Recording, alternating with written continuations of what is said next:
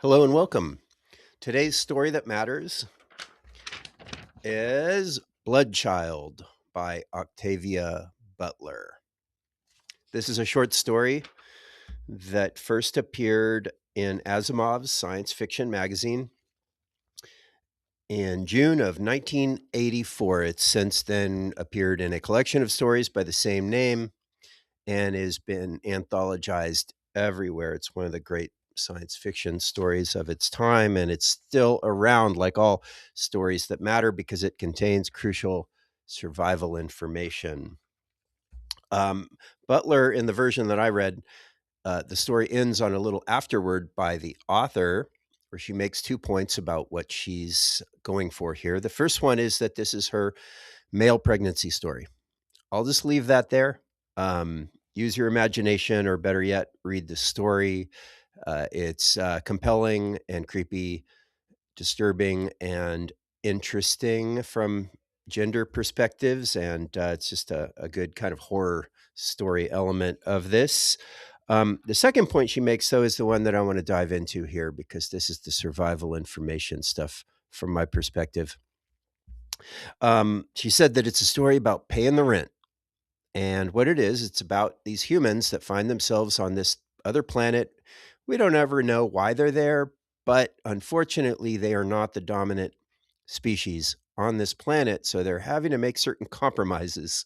And the story starts in this domestic scene in a living room, and it just seems like a Earth living room, a suburban living room, maybe. And you got a whole family there. And then a guest comes by, and that guest ends up being a 10-foot tall centipede like creature who is intelligent. And these creatures are called the Tlick. They are the, I guess you'd call it, alpha species on this planet. And they have a curious relationship to the humans in the room. It's very cordial, it's nice, but it's also like if you have like your multimillionaire grandmother come over to your crappy little apartment. You know what I mean? There's definitely a power imbalance going on here. And one wonders why, how did humans survive, right? They're interlopers on this planet and they just lack the power. Well, it eventually turns out that, like in all of nature, the reason why they survive is because they are useful to the Tlick. They provide a important service, and we learn later that humans have been around for a long time and that the relationship was not always so cordial. At first, they were just rounded up and treated like livestock, right? And but being weak, being the weaker species, is not the same as being powerless. And a weaker, if you're an intelligent animal, you can make life hard on those who would subjugate you, right? We know that through history, and in this case, the service that the humans provide is kind of a delicate one. It's very important, and it's just turned out to be better for the Tlick and for the humans to make a deal rather than it be a brute force kind of situation. So the Tlick offer a relatively pleasant life, and they have comforts, and they get to kind of live in their human like houses. And we realize that this family lives in something like a reservation or almost like a wild animal park or something. And for this, the humans have to make a certain sacrifice. That's the drama of the story, is the uncomfortableness of the trade-off. And it's either don't survive at all, or you're going to have to kind of live with these creatures. And It's not an easy life, and but I suppose it is better than no life at all. And also, it's interesting that not every individual has to make the sacrifice. It's boys who become men, and that's part of, I think, Butler's sly discussion of the topic. So yeah, that's kind of what's going on here. Um, there's something interesting in reading the story is that the deal that's made is it's hard not to see it connecting to the history of marriage, um, particularly marriage before the modern waves of feminism have kind of changed the balance of power between men and women. But throughout history, marriage tended to be a bigger, physically stronger, more powerful, wealthier, more, institutionally powerful individual, a man, would make a deal with a woman who is physically smaller and just in a more vulnerable position. And she would say yes or no, but did she really have a choice? The other options weren't good. And so hopefully she liked the guy, but that wasn't always the case. And she would get protection and, get to live in a comfortable house and all that. And then she had to provide services for this guy. And that's kind of what's going on. That's, in this case, paying the rent. So, why is this crucial survival information in this day and age? Well, I really think that throughout most of human history, we didn't need to be reminded that life is tough, right? It was just survival. We were always on the edge of starvation, of getting eaten by some other predator or some other human. And life was hard, and we were going to freeze to death if we didn't have furs to wrap ourselves in and all that kind of stuff. But now we live in the wealthiest country that the world has ever known, in America here. And the danger is the opposite. And that is that we forget the lessons of having to pay the rent. And we think because our lives are relatively easy, although most of us don't see it that way, we think we're entitled to all these things.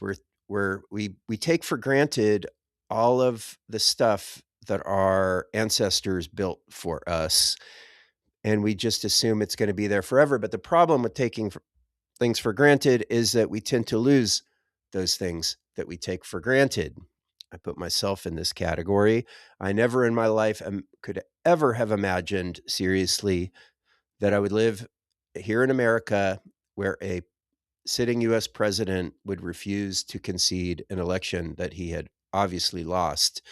And that not only that, he would oversee or at least egg on a violent mob to try to stop the transfer of power, and that this president would be elected a second time and would still be telling the lie and doing everything he can to dismantle all the checks on his power and all the democratic norms, et cetera, et cetera. I just thought America is a democratic place.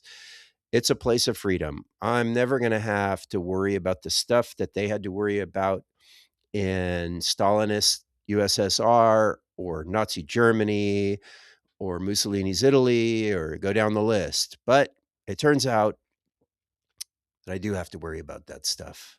And the reason why is because nobody's going to give you anything. We're the rule of the world, the natural world is you've got to work. You've got to earn your right to exist. You got to be useful somehow.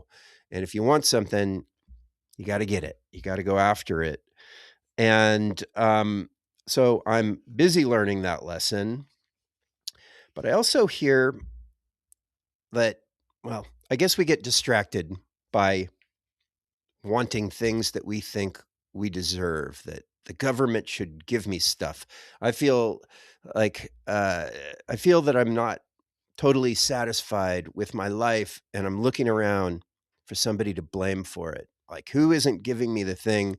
And while we're all bickering over the fact that I have a 2-car garage and my neighbor has a 3-car garage, and that just seems really unfair, then other forces come in and steal everything. So this story, I think, is a really good reminder of something we all kind of know, but we forget. And that is nobody owes us anything. Anything we have, we're going to have to get. If we have it, if we want more, we're going to have to somehow be useful. We're going to have to work for that. We got to pay the rent. And so I think that Butler's point is not an economic one, it's biological. Think of the humblest little weed uh, growing through the cracks of the concrete. It has to put an enormous amount of energy into making a colorful flower and to produce a bunch of pollen, a bunch of nectar, because nobody's going to spread your pollen around unless the bee is going to get something out of it. You know, everything is brutally transactional. So sorry, in nature, and it's kind of a sad thing to think about, but it's also important, I think, to just remember that the universe doesn't really care about us, and everything we have, like human rights and a nice economy and all those things, people have built those things over the generations and generations, and hopefully we'll keep working and make things even better for our children and grandchildren. But we're never going to do it if we're too busy whining about all the things that we don't have because somebody's not giving it to us. It's a tough message Butler is telling us here. Um, just think again with nature, every predator has to hunt down a prey like constantly, or they'll starve to death. And the prey are doing everything they can to not get eaten. Think about how stressful it is to be a gazelle. You know, there's not a moment in your life that you're not looking over your shoulder.